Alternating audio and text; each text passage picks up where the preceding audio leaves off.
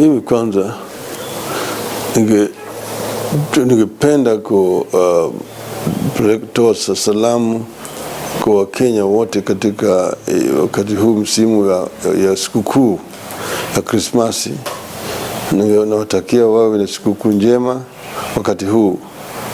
Nina hakika kwamba Wakenya wakati huu wanapita katika kipindi kigumu sana.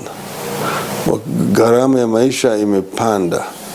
Kuna Wakenya ambaye hawataweza hata kupata sikukuu ya Krismasi, manake pesa hakuna. Wengine wengi ambaye wangependa kusafiri kutoka mijini kwenda kujiunga na wenzao huko Lisabuni hawezi kutoka. Nimewacha Nairobi, watu wengi wamejaa Nairobi. Mara hii abiria wanasafiri wakienda huko Lisabuni imepunguka. Lakini tunasema baada ya dhiki ni faraja. Wahenga walisema hivyo.